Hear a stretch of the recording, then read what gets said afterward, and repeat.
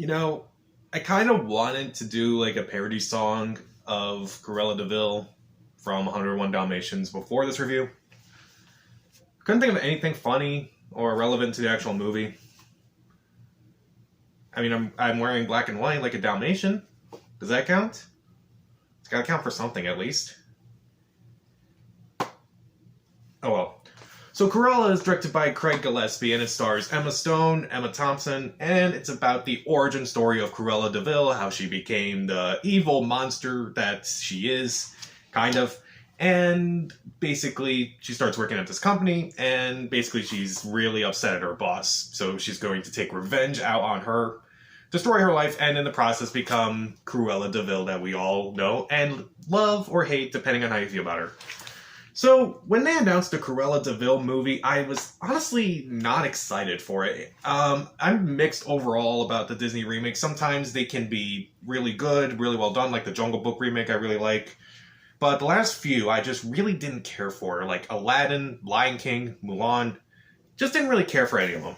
And so even with Emma Stone and Emma Thompson in these roles, it still didn't really impress, and it still didn't really get my interest too much until those trailers dropped, and I thought those trailers were really good.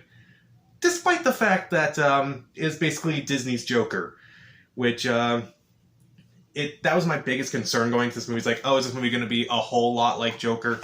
Because like, I don't want that to happen really. I mean, I kind of do in a sense, which I'll talk about definitely in this video, but I just kind of was worried that, oh, this is going to be that movie. So overall, Cruella, it's entertaining at times. I did like parts of it. I'm not going to say I hate this movie by any means. I'm just going to point out some issues that I really have with this movie. There's a lot to talk about with this movie. So kind of like for The Quiet Place 2, pretty soon I'm going to do a spoiler take on this movie. And we'll have to we'll dive into deep with that. So what works in this movie? Honestly, Emma Stone and Emma Thompson make this movie work. Their dynamic is really good. On their own, their performances are spectacular. They just play off each other very well. They make the dialogue work. I'll talk about the dialogue in this movie. And yeah, I really like their performances the most throughout the entire movie. Like, any time they're on screen, it's great. And they're in the majority of the movie, so it's not like you're going to have a bad time watching it.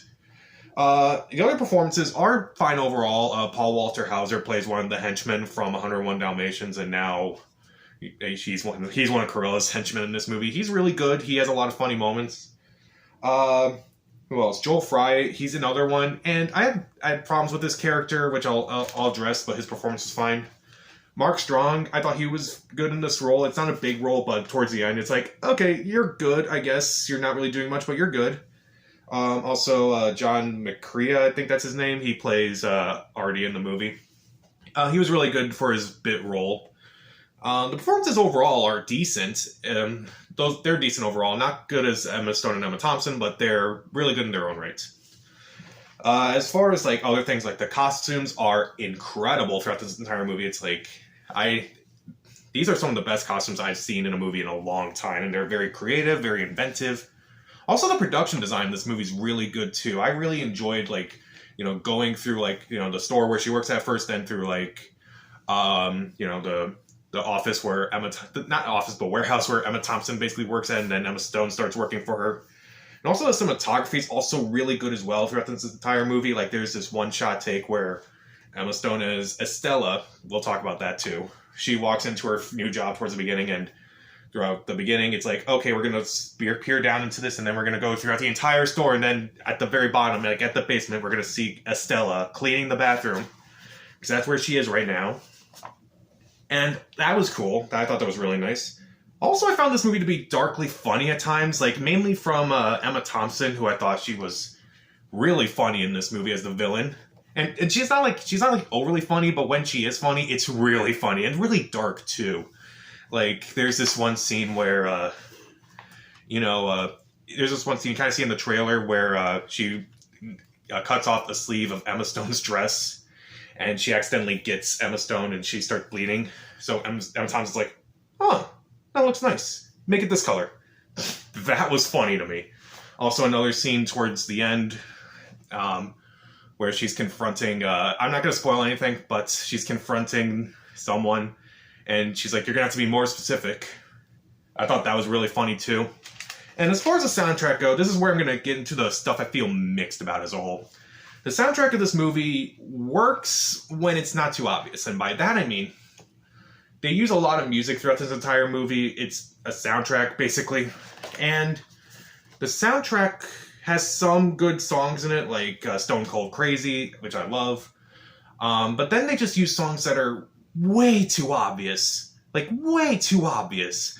Like, at one point, I was reminded of movies such as Mean Girls, and they use a song that was in Mean Girls at one point in this movie. I'm tired of that song being used in movies, honestly. Just stop it. Now let's talk about some of the things I didn't care for. I went into this movie thinking it was going to be a pretty dark movie. I heard that from other people. It's like, this is pretty dark for a kid's movie. But again, it's PG-13. Well, Mulan was PG-13, and that wasn't dark. And honestly, I wish this movie went darker. I really do. I feel like this movie would have worked if it taken the Joker path, actually, and not, like, directly copying it by any means. But that movie kind of had a slower turn from, this mild-mannered guy into this, psychopath. And I wish this movie kind of did that too. But instead, and we'll get to it, Cruella's turn right away. It doesn't really make a whole lot of sense to me.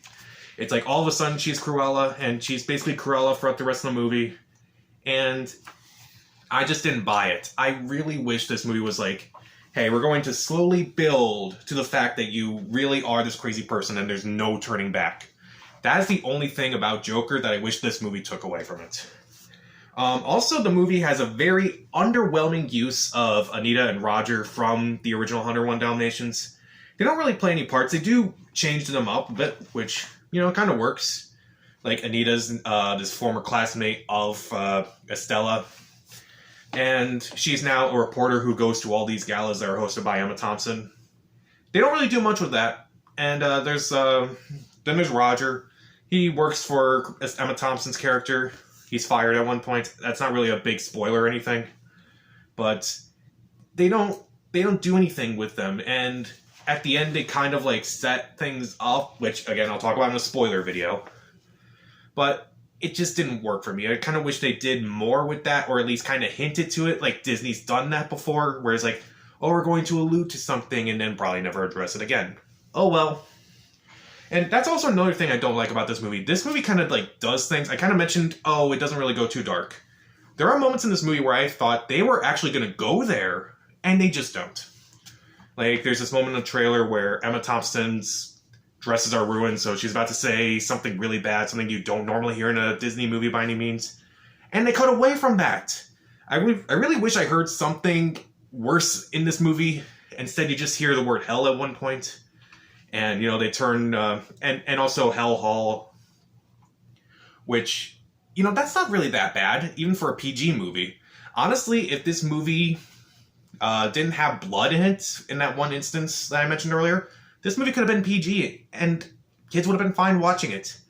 But no, I really wish it kind of went darker in that way.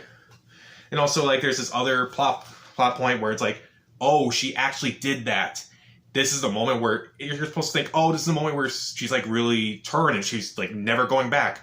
Oh, no, turns out later on, during another incident, everything's fine, kind of. Not really at the moment, but that previous situation kind of makes up for it.